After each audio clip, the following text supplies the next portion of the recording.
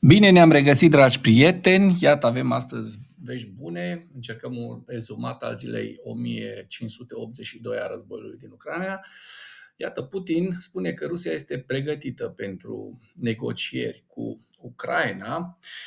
Acesta a declarat că Rusia este pregătită doar pe baza acordului de la Istanbul cu Ucraina, pentru că sunt niște acorduri încheiate la Istanbul care spune Putin că au fost parafate de către delegația ucraineană și spune că acest lucru înseamnă că ucrainenii au fost mulțumiți, foarte mulțumiți de acest acord și nu vede niciun motiv pentru care să se abată de la aceste acorduri.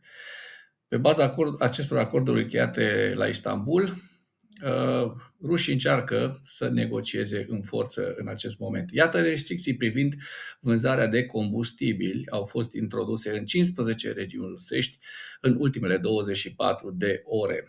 În cel puțin 15 regiuni din Rusia există penurie de combustibil.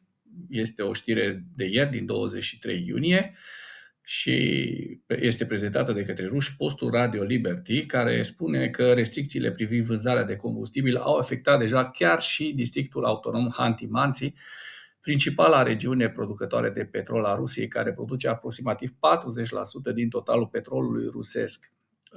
Și benzinăriile Gazprom Neft și Lukoil au fost de acolo, distribuie acum doar combustibil pentru autoturisme cu o limită de 40 de litri de benzină și 80 de litri de motorină pe persoană. Deci vedeți în această imagine toate aceste regiuni rusești afectate de această penurie de combustibil. Iată imaginile de ieri care arată momentul în care 3 rachete de croazieră de înaltă precizie ucrainene au lovit uzina de semiconductori din Voronej. Imagini foarte, foarte sugestive.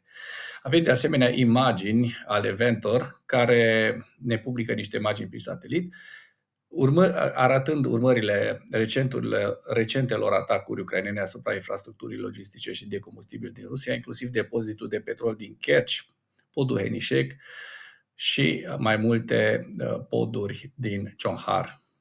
Iată imaginile cu aceste depozite complet rase de pe fața pământului, loviturile asupra podurilor, din nou depozitul de petrol, pod, și avem în această imagine alt depozit, așa cum vă spuneam, iată din nou arzând aceste depozite de petrol. Un sistem de război electronic rusesc a fost lovit lângă Kerch.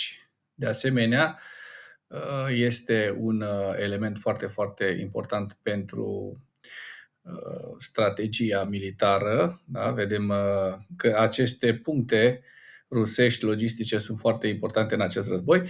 De asemenea, avem imagini care arată avioanele ucrainene MiG-29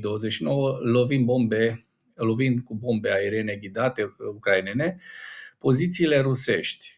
250 de kilograme de explozibili are această ogivă. Vedeți prăpădul care reușesc să le facă aceste ogive ucrainene în urma acestui atac cu avionul MiG-29.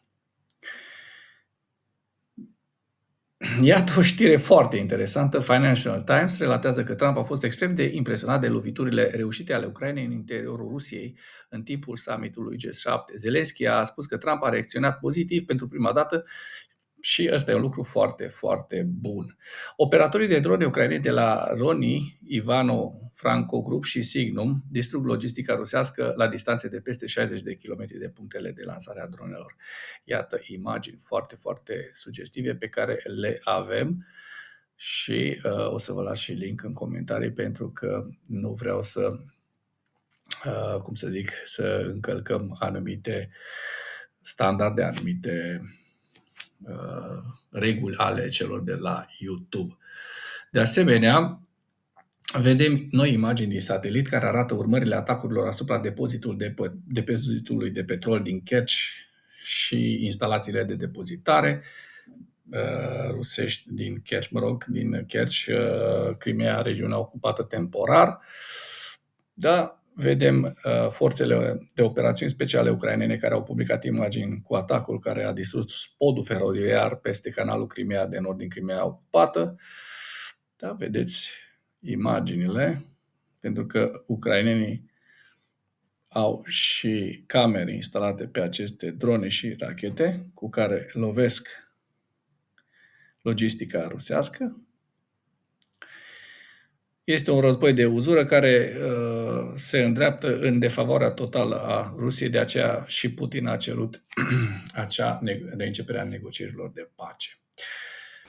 Dacă doriți să sprijiniți canalul Animatura, nu ezitați să comentați, să dați like-uri, să distribuiți acest material și să vă abonați la Animatura pentru că ne ajută foarte, foarte mult. Iată și videoclipul cu loviturile de ieri despre care vorbeam. Iată cum ard, precum torțele, aceste, până la urmă, puncte logistice rusești, pentru că cu această logistică rusească, rușii reușesc să atace în Ucraina.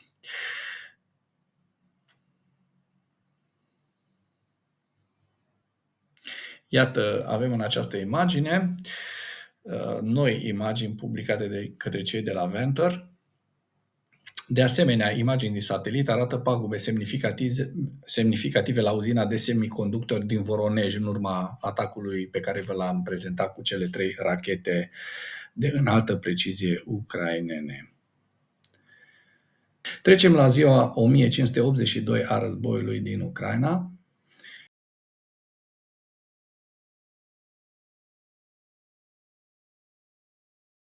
Și vedem că în ultimele 24 de ore rușii au pierdut 1260 de militari, 6 tancuri, 4 vehicule blindate de luptă, 60 de piese de artilerie, 2 lansatoare de rachete, 3 mijloace de apărare antiaeriană.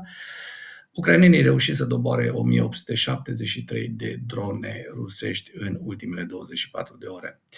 Facem și o analiză a hărților Deep State pe ultima săptămână, din 19 până în data de 23, ca să vedem evoluția fronturilor din Ucraina. Începem cu partea sudică.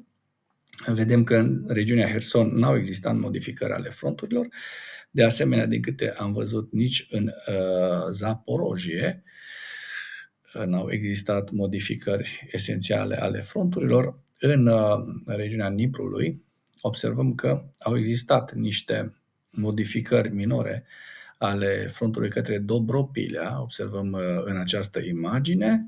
Rușii au reușit un avans de aproximativ, așa cum se poate observa în această imagine, aproximativ 1 kilometru pătrat. Da?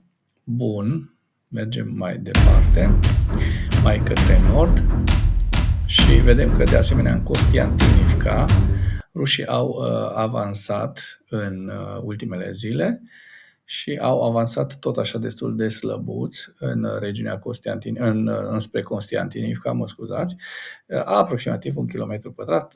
Zona gri s-a mărit un pic mai mult, așa cum se poate observa, dar avansul este de aproximativ 1 kilometru pătrat. Rușii au reușit totuși un avans, vedeți în această imagine, aproximativ 2 kilometri pătrați în această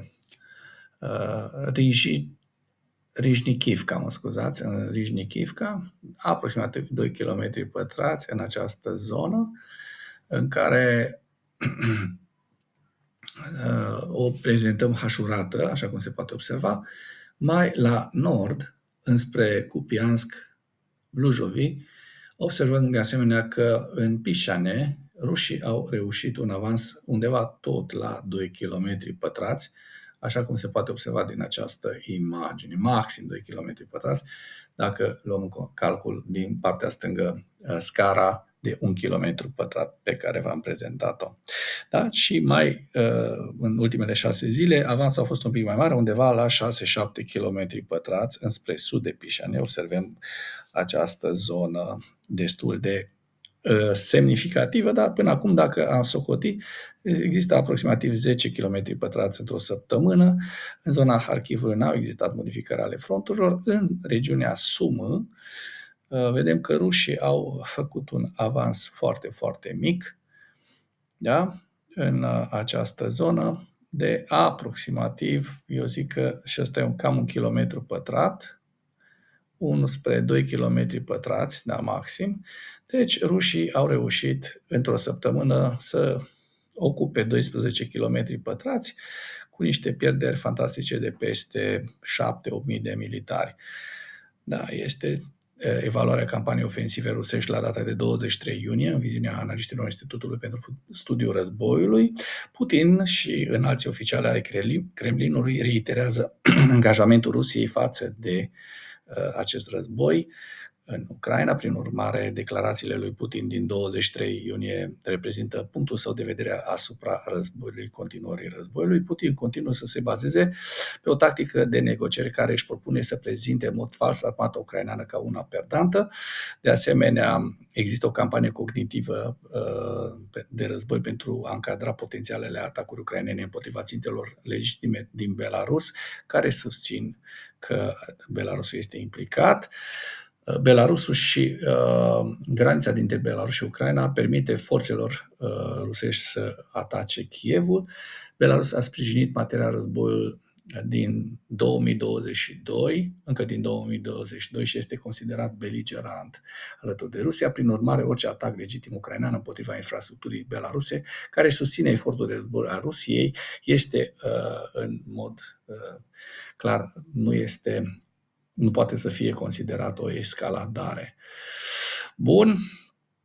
Câștigurile rusești din Constantinivka rămân limitate la infiltrări de grupuri mici care nu duc la un control teritorial consolidat, deși Putin se dă cu curul de pământ.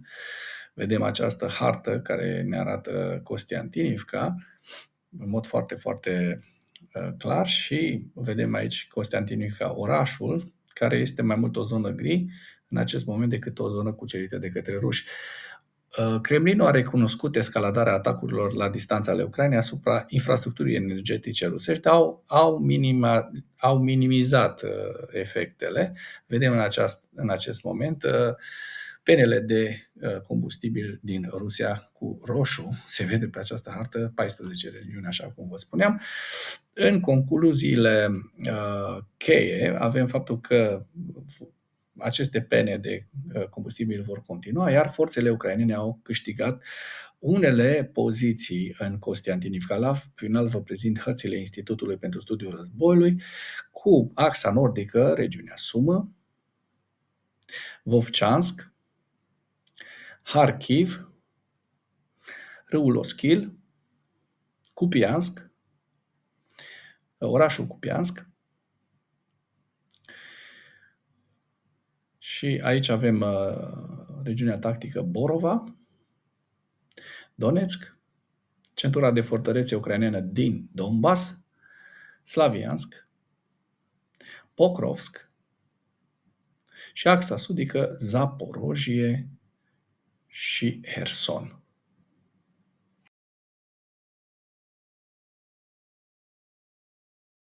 Dacă ați găsit informații utile în acest videoclip, nu ezitați să-l distribuiți pentru a ajunge la cât mai multă lume. Mulțumesc mult!